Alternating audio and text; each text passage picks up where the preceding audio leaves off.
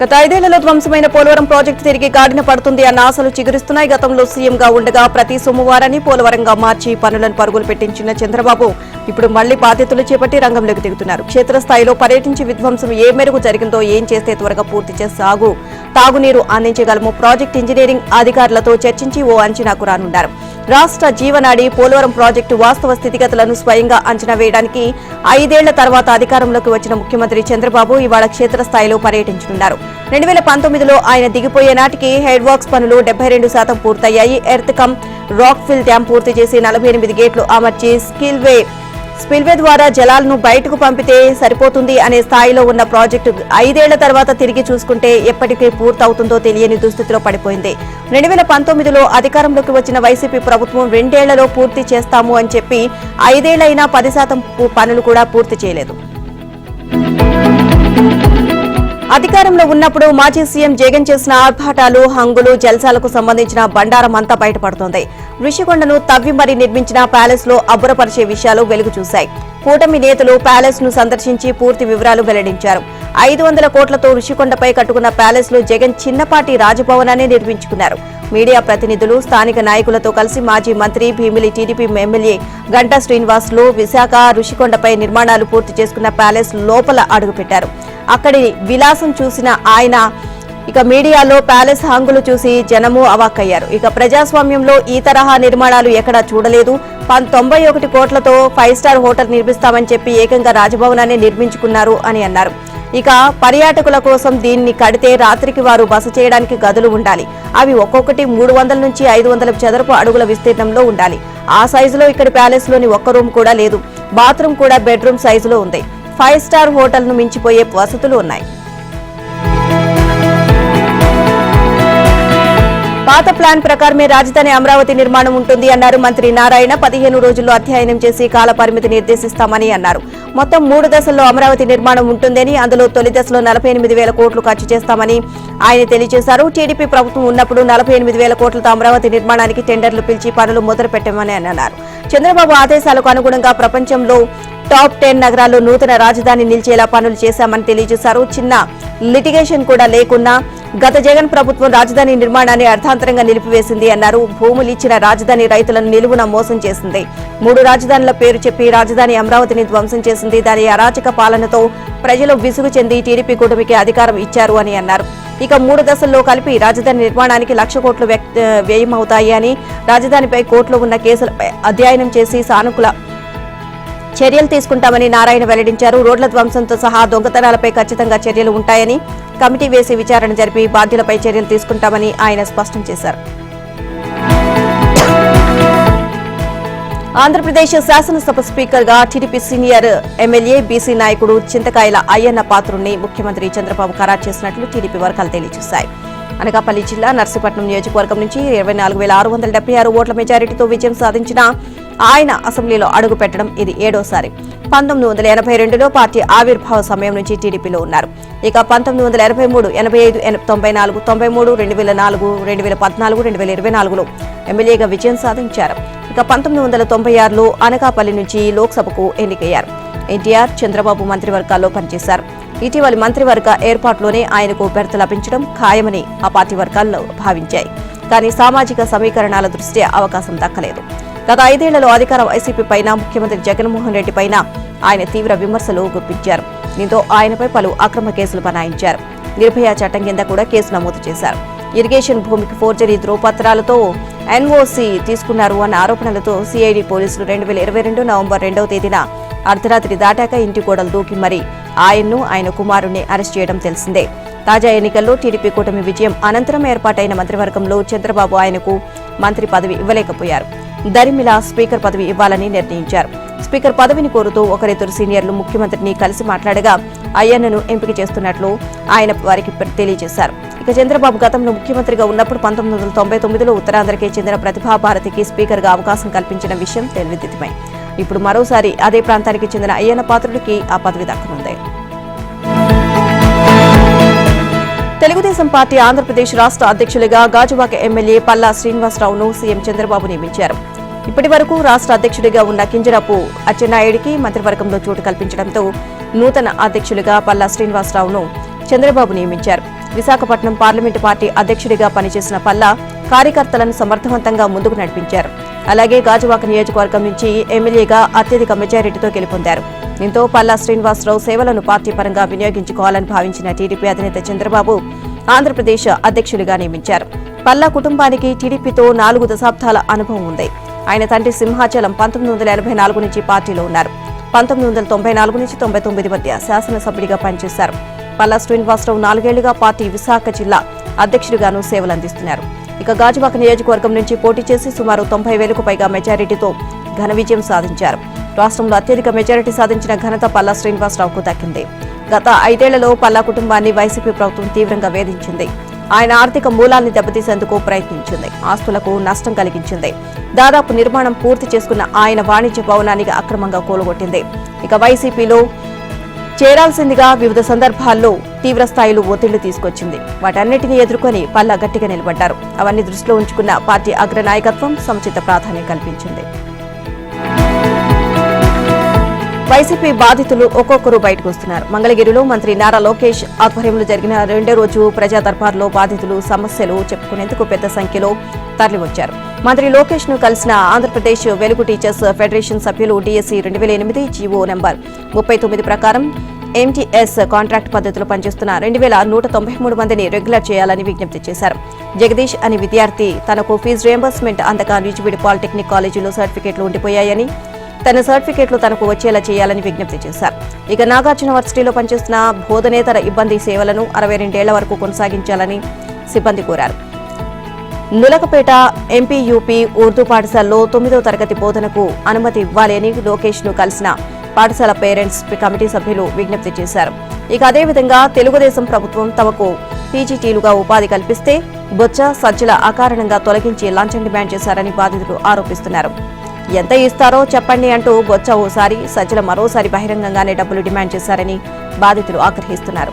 విద్యాశాఖ అధికారి ప్రవీణ్ ప్రకాష్ సైతం తమని అవహేళన చేశారని బాధితులు వాపోయారు. తమ ఉద్యోగాలు తొలగింపు అన్యాయమని న్యాయస్థానం ఇచ్చిన తీర్పును సైతం లెక్క చేయలేదని బాధితులు ఆవేదన వ్యక్తం చేశారు.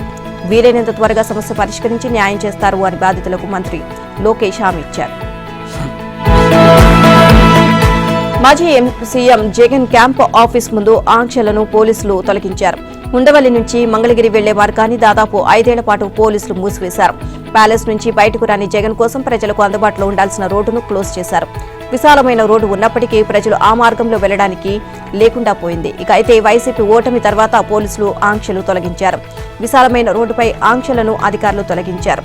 ఇక ఈ రహదారి నిర్మాణం కోసం తాడేపల్లిలో ఉన్న భారత మాత విగ్రహాన్ని జగన్ సర్కార్ తొలగించింది. దీనిపై అప్పట్లో స్థానికులు ఆందోళన కూడా చేపట్టారు.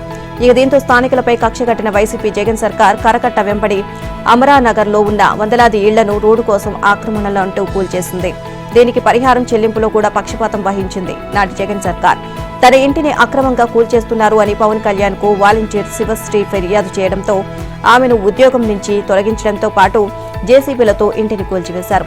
భద్రత పేరుతో ఇన్ని రోజులు మూసివేసిన రోడ్డు ఇప్పుడు అందుబాటులోకి రావడంతో తాడేపల్లి వాసులు ఆనందాన్ని వ్యక్తం చేస్తున్నారు. తిరుమలలో భక్తులకు ఎలాంటి ఇబ్బందులు లేకుండా సౌకర్యాలు కల్పిస్తామని హామీ ఇచ్చారు టీటీడీ నూతన ఈవో శ్యామలారావు. ఇక ఈవో బాధ్యతలు స్వీకరించిన ఆయనకు పలువురు శుభాకాంక్షలు తెలియజేశారు. తిరుమల ఆలయ అభివృద్ధిపై చంద్రబాబుకు విజన్ ఉందని, సీఎం ఆదేశాల ప్రకారం ముందుకు వెళ్తామని అన్నారు. టీటీడీ నిధులు సక్రమంగా వినియోగిస్తామని, గతంలో అక్రమాలు, నిధులు దుర్వినియోగం జరిగి ఉంటే విచారణ చేసి చర్యలు తీసుకుంటామని అన్నారు. ఇక తనపై నమ్మకం ఉంచి తిరుమలలో సేవ చేసే భాగ్యం కల్పించిన సీఎం చంద్రబాబుకు ఈవో శ్యామలారావు ధన్యవాదాలు తెలియజేశారు. ఇదివరకు టీటీడీ ఈవోగా పనిచేసిన ధర్మారెడ్డిని రాష్ట్ర ప్రభుత్వం పక్కన పెట్టింది.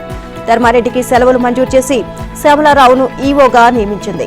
గత వైసీపీ ప్రభుత్వ హయాంలో జరిగిన టీడీపీ నిధుల దుర్వినియోగం, అక్రమాలకు ధర్మారెడ్డి సహకరించారు అన్న ఆరోపణలు వెలువెత్తాయి. చంద్రబాబు సీఎం ప్రమాణ స్వీకారం చేసిన వెంటనే ఇక టీడీపీ ప్రక్షాళనకు పూనుకున్నారు. ఇక ఈ నేపథ్యంలో గతంలో జరిగిన అవినీతిపై విచారణ జరిపించి చర్యలు తీసుకుంటామని శ్యామలారావు తెలియజేశారు. ఇక తిరుచానూరు శ్రీ పద్మావతి అమ్మవారి వార్షిక తెప్పోత్సవాలు నేటి నుంచి ప్రారంభం కానున్నాయి. 5 రోజుల పాటు ఈ ఉత్సవాలను ఘనంగా నిర్వహించేందుకు భారీ ఏర్పాట్లు చేశారు. ప్రతిరోజు సాయంత్రం 6:30 నుంచి రాత్రి 7:30 గంటల వరకు అమ్మవారు పద్మాసరోహంలో తెప్పపై విహరించనున్నారు. శ్రీవారి దేవేరి అలమేలు మంగమ్మ పద్మాసరోవరం వద్ద పాంచరాత్ర ఆగమరాజులు అందుకుని ఆ భక్తులను అనుగ్రహించనున్నారు. మొదటి రోజు రుక్మిణి సత్యభామ సమేత శ్రీకృష్ణ స్వామి, రెండో రోజు శ్రీ సుందరరాజస్వామి, చివరి 3 రోజులు శ్రీ పద్మావతి అమ్మవారు తెప్పలపై విహరిస్తారు. చివరి 3 రోజుల పాటు పద్మ సరోవరంలోని నీరాడ మండపంలో మధ్యాహ్నం 3 నుంచి సాయంత్రం 4:30 గంటల వరకు అమ్మవారికి స్నపన తిరుమంజనం వైభవంగా నిర్వహిస్తారు. అమ్మవారికి 20వ రోజు తేదీ రాత్రి గజవాహనం, 21వ తేదీ రాత్రి గరుడ వాహన సేవ ఉంటుంది. తెప్పోత్సవం అనంతరం ప్రతిరోజు ఆలయ మాడవీధుల్లో అమ్మవారి ఊరేగింపు నిర్వహిస్తారు.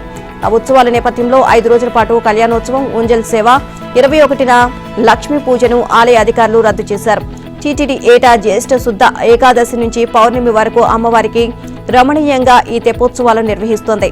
పద్మ సరస్సులో బంగారు పద్మం నుంచి ఆవిర్భవించిన పద్మావతి దేవి జీవకోటిని రక్షించి సర్వ సౌఖ్యాలు ప్రసాదిస్తారు అని తెప్పోత్సవాలు అంతరార్థం.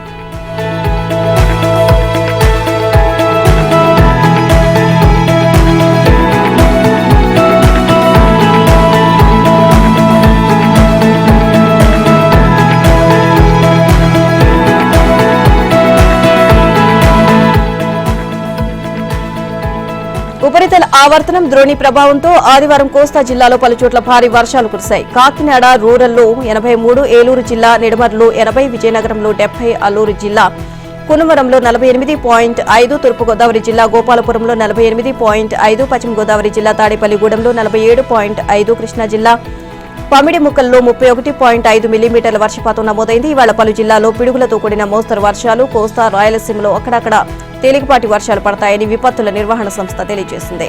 మంగళవారం రాష్ట్ర వ్యాప్తంగా తేలికపాటి వర్షాలు కురిసే అవకాశం ఉంది అని తెలిపింది. ఇక విజయవాడలో నిన్న సాయంత్రం కురిసిన భారీ వర్షానికి లోతట్టు ప్రాంతాలు జలమయమయ్యాయి. ఉరుములు, మెరుపులు, ఈదురుగాలులతో గంటసేపు కురిసిన వర్షానికి నగరంలోని రహదారులు చెరువుల్లా మారాయి. దీంతో ప్రజలు, వాహనదారులు తీవ్ర ఇబ్బందులకు గురయ్యారు.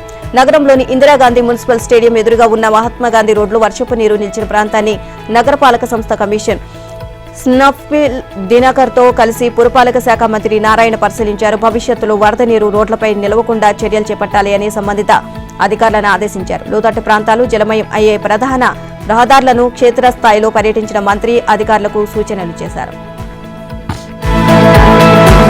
రైతుల రుణమాఫీ విషయంలో కృత నిశ్చయంతో ఉన్న తెలంగాణ ప్రభుత్వం ఇందుకు అవసరమైన ప్రణాళికను వేగంగా రూపొందిస్తోంది. ఇప్పటికే నిధుల సమీకరణకు చర్యలు ప్రారంభించగా తాజాగా కటాఫ్ తేదీపైన ఒక నిర్ణయానికి వచ్చినట్లు తెలుస్తోంది. 2018 డిసెంబర్ 12 నుంచి 2023 డిసెంబర్ 9వ తేదీ వరకు రుణాలు తీసుకున్న రైతులకు 2 లక్షల చొప్పున మాఫీ చేయాలని ప్రభుత్వం నిర్ణయించినట్లు తెలుస్తోంది. ఇక ఈ కటాఫ్ తేదీ ప్రకారం రుణమాఫీకి దాదాపు 35,000 కోట్ల మేర నిధులు అవసరమవుతాయని కూడా అంచనాకు వచ్చినట్లు సమాచారం. రుణమాఫీకి అర్హులైన రైతు కుటుంబాలను గుర్తించేందుకు భూమి, పాస్బుక్, రేషన్ కార్డు, ఆధార్ కార్డులను ప్రామాణికంగా రుణమాఫీని విడతల వారీగా కాకుండా ఒకేసారి చేయాలని భావిస్తుంది. గత బీఆర్ఎస్ ప్రభుత్వం ఒక్కో విడతకు 25,000 చొప్పున 4 విడతల్లో 1,00,000 మాఫీ చేసినప్పటికీ పలు ఇబ్బందులు తలెత్తాయి. అసలు రుణంలో నుంచి కొంత మొత్తాన్ని మాఫీ చేయగా మిగిలిన రుణానికి వడ్డీ పడింది. దాంతో ప్రభుత్వం చెల్లించింది కేవలం వడ్డీలకే సరిపోయింది తప్ప రైతులకు పెద్దగా న్యాయం జరగలేదు. ఇక ఈ అంశాన్ని పరిగణలోకి తీసుకున్న కాంగ్రెస్ ప్రభుత్వం 2 లక్షల రుణాన్ని ఒకే దఫాలో మాఫీ చేయాలని యోచిస్తోంది. తెలంగాణలోని ఖనిజ గనులపై కేంద్ర ప్రభుత్వం దృష్టి పెట్టింది. ఈ నెల 30వ తేదీలోపు ఖనిజ గనులకు వేలం నిర్వహించాలని రాష్ట్ర ప్రభుత్వానికి కేంద్ర గనుల మంత్రిత్వ శాఖ సూచించింది. ఇక గడిచిన 9 ఏళ్లలో ఒక్క మినరల్ బ్లాక్ కు కూడా తెలంగాణ ప్రభుత్వం వేలం నిర్వహించిన విషయాన్ని గుర్తు చేస్తూ అసంతృప్తి వ్యక్తం చేసింది. ఇక ఈ నెలాఖరులోగా కనీసం 6 బ్లాకులైనా వేలం నిర్వహించాలని, లేదంటే తామే ఆ ప్రక్రియను పూర్తి చేయాల్సి వస్తుంది అని తెలిపింది. ఢిల్లీలో కేంద్ర బొగ్గు గనుల శాఖ మంత్రి కిషన్ రెడ్డి ఆధ్వర్యంలో సంబంధిత అధికారులతో కీలక సమావేశం జరిగింది. ఈ సమావేశంలో తెలంగాణలోని గనులపై చర్చించారు. సుదీర్ఘ కాలంగా తెలంగాణలోని మైనింగ్ బ్లాక్లను వేలం వేయకపోవడం, దీనికి సంబంధించిన కారణాలు, అడ్డంకులు, గత ప్రభుత్వాల తీరు తదితర అంశాలపై సమావేశంలో కూలంకషంగా చర్చించినట్లు తెలుస్తోంది. ఈ అంశంపై రాష్ట్ర ప్రభుత్వానికి పలుమార్లు లేఖలు రాసినా స్పందించలేదు అని అధికారులు కేంద్ర మంత్రికి దృష్టికి తీసుకువెళ్లారట. ఈ నేపథ్యంలోనే తాజాగా గనుల వేలంపై రాష్ట్ర ప్రభుత్వానికి మరోసారి కేంద్రం లేఖ రాసినట్లు సమాచారం. తెలంగాణలోని మొత్తం 11 బ్లాకుల జియాలజికల్ నివేదికలను రాష్ట్ర ప్రభుత్వానికి కేంద్రం పంపినట్లు తెలిసింది. ఇందులో 5 ఇనుప ఖనిజం బ్లాకులు, 5 సున్నపు రాయి బ్లాకులు, 1 మాంగనీస్ బ్లాక్ ఉన్నాయి. ఈ 11 బ్లాకుల్లో కనీసం 6 బ్లాకులను ఈ నెల చివరి నాటికి వేలం వేయాలని కేంద్ర ప్రభుత్వం తన లేఖలో పేర్కొన్నట్లు సమాచారం. అయితే ఇప్పటి వరకు కూడా రాష్ట్ర ప్రభుత్వం స్పందించకపోతే ఈ వేలం ప్రక్రియను తామే నిర్వహిస్తామని కేంద్రం స్పష్టం చేసినట్లు తెలిసింది. మినరల్ బ్లాకుల వేలం ప్రక్రియ 2015లో ప్రారంభమైంది. అయితే 2021లో నిబంధనలను సవరించారు. వీటి ప్రకారం గనులను నిర్దిష్ట గడువులోగా వేలం వేయడంలో రాష్ట్ర ప్రభుత్వం విఫలమైతే ఈ బ్లాకులను విక్రయించే అధికారం కేంద్రానికి సంక్రమిస్తోంది. విద్యుత్ కొనుగోలు భద్రాద్రి యాదాద్రి పవర్ ప్లాంట్ పై వివరణ ఇస్తూ మాజీ సీఎం కేసీఆర్ పంపిన లేఖపై జస్టిస్ ఎల్ నరసింహన్ స్పందించారు. కేసీఆర్ లేఖ తమకు అందింది అని ఆ లేఖకు సంబంధించిన అంశాలను ఓ మీడియా సంస్థతో ఆయన ప్రస్తావించారు. ఛత్తీస్గఢ్ విద్యుత్ కొనుగోలు భద్రాద్రి యాదాద్రి థర్మల్ పవర్ ప్లాంట్ల అంశాల్లోని కొన్ని ప్రశ్నలకు కేసీఆర్ తన లేఖలో సమాధానం ఇచ్చారని తెలియజేశారు. కేసీఆర్ చెప్పిన విషయాలను నిపుణుల కమిటీతో చర్చించాల్సి ఉంది అన్నారు. ఏ అంశంపైనైనా ఎవరి అభ్యంతరాలు వారికి ఉండడం సహజమని ఆయన అభిప్రాయపడ్డారు. ఇక కేసీఆర్ చెప్పిన వివరాలను వాస్తవాలతో సరిపోల్చవలసి ఉంటుంది అని, ఇందులో వాస్తవాలపై బీహెచ్ఈఎల్ ప్రతినిధులను కూడా వివరాలు అడుగుతామని చెప్పారు. దీనిపై మంగళవారం సమీక్షించి విశ్లేషణ జరుపుతామని, దానికి అనుగుణంగానే తదుపరి చర్యలు ఉంటాయని పేర్కొన్నారు. ఎవరికైనా తమ అభిప్రాయాలను చెప్పే స్వేచ్ఛ నిస్సందేహంగా ఉంటుంది అని మాజీ సీఎం తెలిపిన అభ్యంతరాలపై పునః పరిశీలన జరుపుతామని జస్టిస్ నరసింహారెడ్డి వ్యాఖ్యానించారు. విచారణ అంశాలను మీడియాకు వెల్లడించారు అన్న అంశంపై స్పందిస్తూ తాను జరిగిన పరిణామాలను మాత్రమే మీడియా ముఖంగా వివరించాను అని తెలియజేశారు. మెదక్లో శనివారం అల్లర్లకు పాల్పడిన వారిలో 45 మందిని గుర్తించామని, వీరిలో ఒక వర్గానికి చెందిన 23 మంది, మరో వర్గానికి చెందిన 22 మంది ఉన్నారు అని మల్టీ జోన్ 1 ఐజీ ఏవి రంగనాథ్ తెలియజేశారు. ఆదివారం ఆయన పట్టణ పోలీస్ స్టేషన్లో మీడియాతో మాట్లాడారు. కొంతమంది స్వార్థమే అల్లర్లకు కారణమని, వారిపై కఠిన చర్యలు తీసుకుంటామని చెప్పారు. ఛత్తీస్గఢ్, ఒడిశా నుంచి గోవులను అక్రమంగా గోవులను తెరుస్తున్న వారిపై కేసులు నమోదు చేశామని, గోవులను గోశాలకు పంపుతున్నామని అన్నారు. అల్లర్ల కేసులో బాధితుల ఫిర్యాదుపై పోలీసులు 21 మందిని అరెస్ట్ చేసినట్లు ఎస్పీ బాలస్వామి తెలియజేశారు. ఒక వర్గానికి చెందిన 12 మంది, మరో వర్గానికి చెందిన 9 మందిపై 8 కేసులు నమోదు చేశామని అన్నారు. వారిని కోర్టులో హాజరుపరచగా 14 రోజుల రిమాండ్ విధించినట్లు వెల్లడించారు. పరారీలో ఉన్న నిందితులను పట్టుకోవడం కోసం 8 ప్రత్యేక బృందాలు ఏర్పాటు చేశామని అన్నారు. మెదక్ పట్టణం మండల వ్యాప్తంగా 144 సెక్షన్ విధించామని అన్నారు. పశువులు తరలిస్తున్నట్లు సమాచారం ఉంటే పోలీసులకు తెలియజేయాలని వారు సూచించారు. ఈ కేసులో నిందితులు ఏ పార్టీకి చెందిన వారైనా సరే ఎవరిని వదిలిపెట్టేది లేదు అన్నారు. మరోవైపు పట్టణంలో నల్లబోచమ్మ బండ్ల ఊరేగింపు, బక్రీద్ పండుగ ప్రశాంతంగా జరిగేలా చర్యలు తీసుకుంటామని అన్నారు ఐజీ ఏవి రంగనాథ్. తెలంగాణలోని యూనివర్సిటీలకు వైస్ ఛాన్సలర్లను నియమించే ప్రక్రియ మరింత ఆలస్యం కానుంది. ఈ నెల 15 లోపు కొత్త వీసీలను నియమించాలి అని ప్రభుత్వం భావించినా అది ఆలస్యమయ్యే అవకాశం కనిపిస్తోంది. రాష్ట్రంలోని 10 యూనివర్సిటీల వీసీల పదవీ కాలం మే 21తో ముగిసింది. వారి స్థానంలో ఇన్ఛార్జ్ వీసీలుగా ఐఏఎస్ అధికారులను నియమించారు. వీరి పదవీ కాలాన్ని ఈ నెల 15 వరకు నిర్ణయించారు. ఇక ఈలోపు కొత్త వీసీలను నియమించాలి అని ప్రభుత్వం భావించినా అలా జరగలేదు. దాంతో ఇన్ఛార్జ్ వీసీల పదవీ కాలాన్ని పొడిగిస్తూ ప్రభుత్వం ఆదేశాలు జారీ చేసింది. కొత్త వీసీల నియామకం జరిగే వరకు ప్రస్తుతం ఉన్న ఇన్ఛార్జీలు కొనసాగనున్నారు. యూనివర్సిటీలకు వైస్ ఛాన్సలర్ల నియామకం కోసం ప్రభుత్వం ఇప్పటికే నోటిఫికేషన్ జారీ చేసింది. ఈ పోస్టుల కోసం పలువురు ప్రొఫెసర్లు దరఖాస్తులు చేసుకున్నారు. ఈ క్రమంలో ఆయా యూనివర్సిటీల వారీగా సెర్చ్ కమిటీలను కూడా నియమించారు. అయితే ఈ కమిటీల సమావేశం ఇంకా జరగలేదు. వీసీల నియామకానికి నోటిఫికేషన్ జారీ అయిన తర్వాత రాష్ట్రంలో పార్లమెంట్ ఎన్నికల కోడ్ అమల్లోకి వచ్చింది. దీంతో వీసీల నియామకంలో కొంత జాప్యం జరిగింది. ఎన్నికలు ముగిసిన తర్వాత ఈ ప్రక్రియను వేగవంతం చేయాలని అధికారులు భావించినా అది కుదరలేదు. త్వరలోనే సర్చ్ కమిటీల భేటీలు నిర్వహించే అవకాశం ఉంది. ఈ కమిటీలు సూచించే పేర్లతో కూడిన ప్రతిపాదనలు అధికారులు ప్రభుత్వానికి పంపించనున్నారు. దీనిపై ప్రభుత్వం నిర్ణయం తీసుకున్న తర్వాత నివేదికను గవర్నర్కు పంపిస్తారు. గవర్నర్ ఆమోదంతో నియామకం పూర్తవుతుందని ప్రభుత్వ వర్గాలు తెలియజేశారు. ములుగు జిల్లాలో మావోయిస్టుల భారీ కుట్రను పోలీసులు భగ్నం చేశారు. తెలంగాణ ఛత్తీస్గఢ్ సరిహద్దుల్లో తడపాల అటవీ ప్రాంతంలో మావోయిస్టులు మందు పాత్రలు అమరుస్తుండగా పోలీసులు పట్టుకున్నారు. దీంతో పెను ప్రమాదం తప్పింది. ఈ సందర్భంగా పేలుడు పదార్థాలు పెడుతున్న మావోయిస్టు పార్టీకి చెందిన ఓ డిప్యూటీ దళ కమాండర్, ఇక అంతేకాకుండా 2 దళ సభ్యులతో పాటు మిలీషియా సభ్యులను అదుపులోకి తీసుకున్నారు. వారి వద్ద నుంచి ఒక డీబీబీఎల్ తుపాకీ, 4 కిట్ బ్యాగ్లు, 2 వాకీటాకీలతో పాటు పెద్ద మొత్తంలో పేలుడు సామగ్రిని స్వాధీనం చేసుకున్నారు. పట్టుబడిన వారు పలు కేసుల్లో ప్రధాన నిందితులుగా ఉన్నట్లు పోలీసులు తెలియజేశారు. కేంద్ర ప్రభుత్వం గత కొన్ని నెలలుగా మావోయిస్టుల ఏరివేతే లక్ష్యంగా భద్రతా బలగాలను అడవుల్లోకి పంపిస్తోంది. ఒడిశా, ఛత్తీస్గఢ్, ఆంధ్రప్రదేశ్, తెలంగాణ, మహారాష్ట్ర సరిహద్దు అటవీ ప్రాంతంలో పోలీసులు నిరంతరం కూంబింగ్ నిర్వహిస్తూ మావోలను హతమారుస్తున్నారు.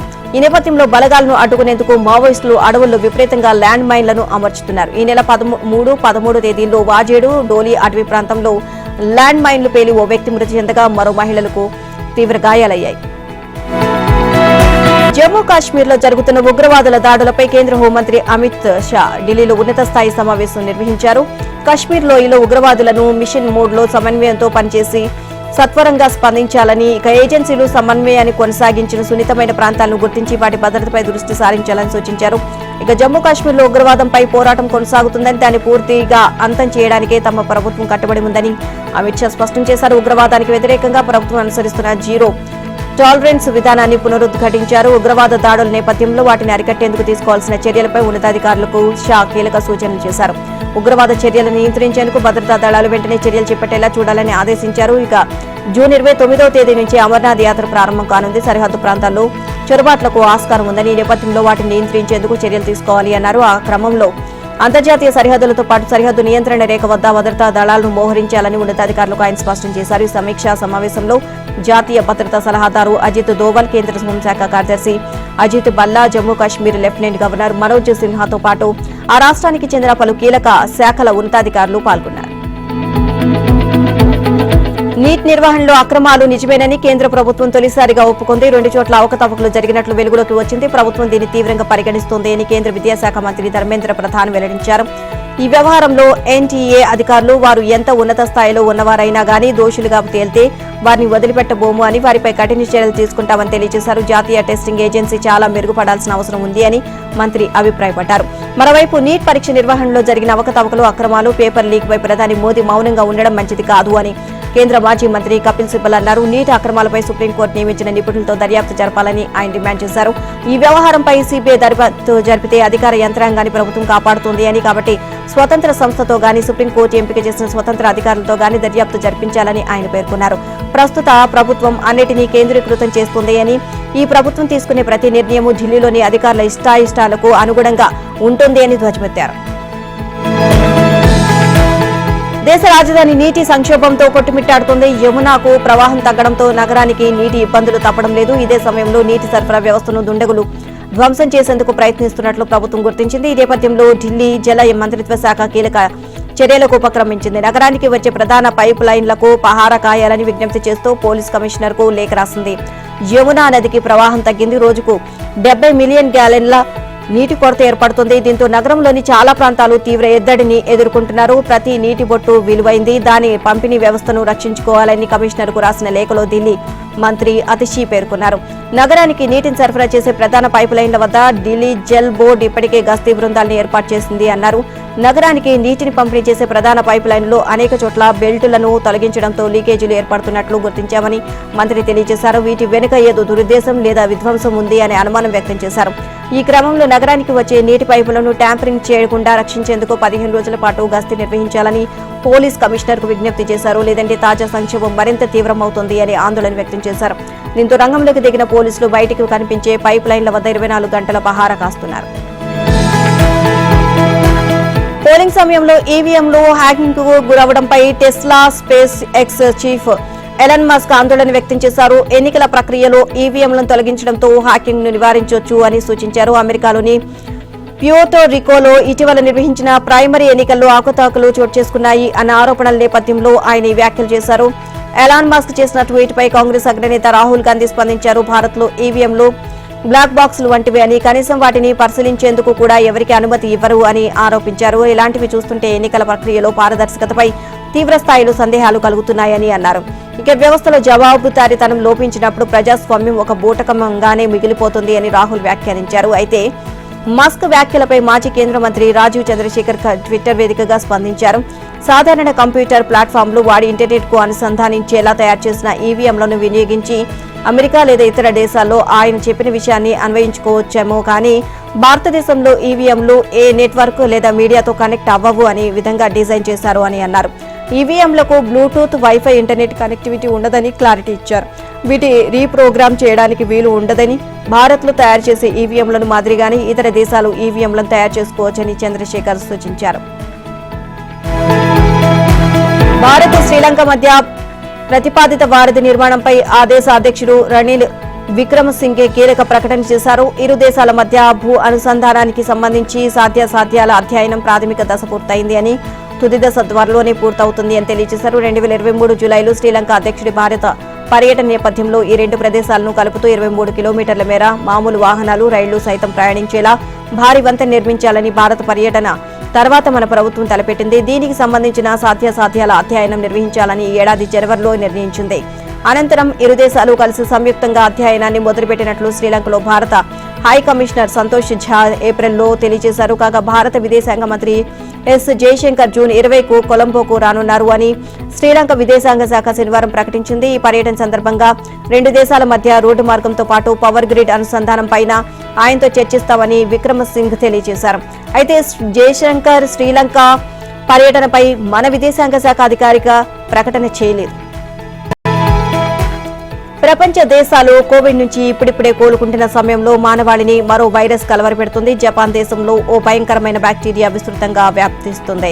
మనుషుల మాంసం తినే ఈ వైరస్ ఒక్కసారి సోకిందంటే చాలు 2 రోజుల్లోనే ప్రాణాలు గాల్లో కలిసిపోతాయి అంటున్నారు నిపుణులు. మనిషి శరీరంలోకి చేరిన వెంటనే అవయవాల్లోని కణజాలాన్ని నాశనం చేస్తూ 2 రోజుల్లోనే ప్రాణాలను హారిస్తుంది అని సైంటిస్టులు హెచ్చరిస్తున్నారు. పోయిన ఏడాది కన్నా ఏడాది ఈ బ్యాక్టీరియా ఇన్ఫెక్షన్లు భారీగా పెరుగుతున్నాయని వారు ఆందోళన వ్యక్తం చేస్తున్నారు. ఇక స్టెప్టోకోకస్ పయోజెనిస్ అనే ఈ బ్యాక్టీరియా వల్ల మనుషులకు స్పెక్ట్రోకోకల్ టాక్సిస్ షాక్ సిండ్రోమ్ అనే వ్యాధి వస్తుంది అని సైంటిస్టులు చెబుతున్నారు. ఈ సంవత్సరం జూన్ 2వ తేదీ నాటికి ఈ కేసులు 977కి చేరినట్లు తేలింది. గత ఏడాది మొత్తంలో 941 కేసులు నమోదవ్వగా ఈ ఏడాదిలో కేవలం 6 నెలల్లోనే అంతకంటే ఎక్కువ కేసులు నమోదవ్వడం ఆందోళనకు గురిచేస్తుంది. 1999లో ఈ వైరస్ పుట్టినట్లు రిపోర్ట్స్ చెబుతున్నాయి. గ్రూప్ ఏ రకానికి చెందిన వైరస్ కారణంగా పిల్లల్లో వాపు, గొంతు నొప్పి వస్తుంది. మరికొన్ని రకాల బ్యాక్టీరియాలు సోకినప్పుడు మాత్రం అవయవ నొప్పులు, వాపు, స్వరంలో బీపీ, శ్వాస సమస్యలు వంటి లక్షణాలు కనిపిస్తాయి. 50 ఏళ్లు పైబడిన వారికి ఇది ప్రాణాంతకంగా మారుతోంది అని నిపుణులు హెచ్చరిస్తున్నారు.